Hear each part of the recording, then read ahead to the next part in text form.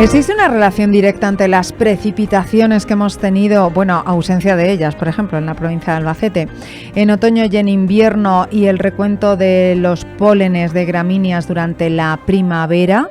¿Qué datos tenemos y cómo influyen en la alergia los factores climatológicos como la temperatura y la humedad? Antonio Moreno Fernández, alergólogo del Hospital Virgen de la Luz en Cuenca y presidente de la Sociedad de Madrid y Castilla-La Mancha de Alergología e Inmunología Clínica. Antonio, ¿qué tal? Muy buenas. Hola, muy buenos días. Bueno, ¿qué relación directa hay con la alergia que estamos sufriendo, que es increíble, por ejemplo, en la provincia de Albacete, que no sé si tiene mucho que ver esta climatología que estamos teniendo? Sí, sin dudarlo, la relación que existe es lineal y estrecha. Quiero decir, cuanto más lluvioso es un otoño o un invierno, los niveles de pólenes que se registran luego en primavera son más altos. Luego el hecho de que llueva en primavera o no, pues eso también tiene un cierto efecto también modulador. Pero vamos, sin duda la climatología van estrechamente relacionada con los niveles de polen de gramínea y del resto de pólenes a lo largo del año. ¿Por qué estamos teniendo tanta alergia este año, sobre todo en la zona de la provincia de Albacete y en toda Castilla-La Mancha? La gente se queja mucho de que este año la alergia es como que ha venido más fuerte. ¿Puede ser que tengamos esa sensación? Sí, los niveles de pólenes que se están registrando este año son más años que en años anteriores y no solo que son más altos, sino que han subido de manera más rápida. En vez de hacer una subida escalonada como otros años, pues este año digamos que los niveles picos han alcanzado muy rápidamente, incluso con algunos días de antelación respecto al año anterior, y eso hace que los pacientes alérgicos de Castilla-La Mancha en general y de Albacete en particular pues hayan notado pues un incremento en su sintomatología muy significativo. Antonio, ¿a qué solemos ser más alérgicos los ciudadanos?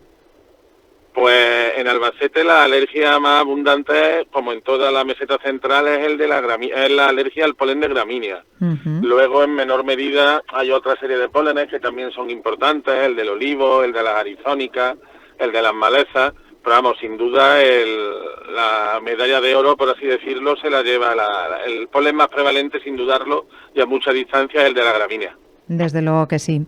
¿Por qué nuestro sistema reacciona de esta forma, con esta alergia, con esta sintomatología, algunos ciudadanos y otros no? ¿Por qué unos tienen la alergia y otros no? Pues esa es una muy buena pregunta con una muy difícil respuesta. Realmente es difícil, es verdad. Esa es una de las preguntas claves de la alergología, porque unos pacientes sí y otros pacientes no. Bueno, al final una respuesta inmune, una reacción alérgica no deja de ser una respuesta inmune desmedida, ¿no? Nuestro sistema inmune está programado pues para atacar a determinadas sustancias, básicamente, o a determinados organismos, básicamente virus, bacterias y parásitos. Y se ve que en sociedades occidentales, sobre todo, o sea, en países europeos, en países del norte de América, en países asiáticos donde hay poco contacto con estos virus, parásitos y bacterias, sobre todo con los parásitos, el sistema inmune tiende a desvirtuarse y a atacar a sustancias que son inocuas, como el polen de la gramínea, como el que hablábamos antes, o el polen del olivo, o yo qué sé, o los ácaros del polvo, ¿no? Entonces, no deja de ser eso, ¿no? Una desviación de la actividad normal de nuestro sistema inmune. ¿Qué componente genético tiene todo esto de las alergias? Ya no solo hablamos de las alergias en primavera, al polen, etcétera, sino cualquier tipo de alergias que, bueno, usted como lleva sistema inmune, pues vamos a ponernos también con celiaquías y estas cosas. ¿Qué componente genético hay? ¿Es muy fuerte el componente genético? Sí, sin dudarlo. Aquí, pues como en casi todo en medicina, el factor genético es muy importante. De hecho, si uno de los padres de una persona es alérgico o atópico, esa persona tiene más probabilidad de desarrollar alergia. Y si los dos padres, o sea, el padre y la madre, son alérgicos, pues la probabilidad de ser alérgico se multiplica aún más. Quiero decir que aquí el componente genético en todos los niveles de la atopia o de la alergia es muy marcado. Antonio, ¿es una sensación mía o cada vez hay un mayor desarrollo de enfermedades autoinmunes en el ser humano? No, no es ninguna sensación tuya, es un hecho que está muy constatado. O sea, las enfermedades alérgicas en los años 70 en España pues era algo anecdótico, ser alérgico, era algo raro, ¿no? El alérgico era raro. Hoy estoy convencido que la inmensa mayoría de nuestros oyentes conocen a alguien o tienen algún familiar que es alérgico, seguro. Hemos pasado de, pues eso, ¿no?, de una incidencia en alergia que no llegaba al 10%, actualmente la prevalencia de alergia en Albacete es superior al 25%, vamos, Albacete y en Castilla-La Mancha es superior al 25%. Las predicciones nos hablan que para el año 2050 la mitad de la población europea sufrirá alguna alergia. Wow. Entonces es una auténtica epidemia. Para explicar esto, pues hay dos teorías. La teoría de la higiene, que era a la que mencionábamos anteriormente, o sea, la ausencia de parásitos hace que el sistema inmune tienda a desvirtuarse en su función original, y por otro lado está la teoría de las partículas diésel, ¿no? Y es que está muy comprobado que en aquellos lugares donde hay abundancia de humos, de humos de motores de combustión, estos humos al combinarse con los pólenes lo hacen especialmente reactivos, especialmente alergénicos.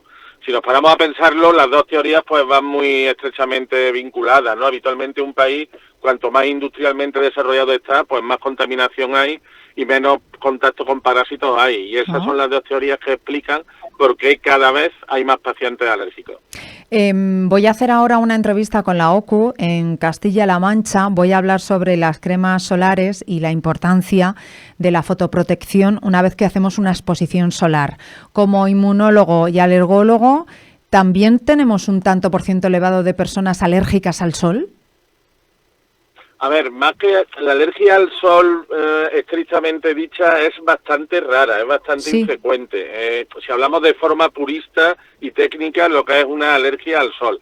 Lo que sí es o bastante más frecuente son reacciones fotosensibles o reacciones fotoinducidas. Son, sobre todo cuando hay algún medicamento de por medio, son pacientes que al tomar el medicamento en cuestión y recibir la radiación solar, hacen erupciones cutáneas. Ya digo, técnicamente no es una alergia al sol, aunque clínicamente es algo muy parecido, y desde luego en el tratamiento el pilar fundamental es usar protección y evitar la exposición solar, claro. Así es como he conseguido yo controlarla, con factor 50 o más.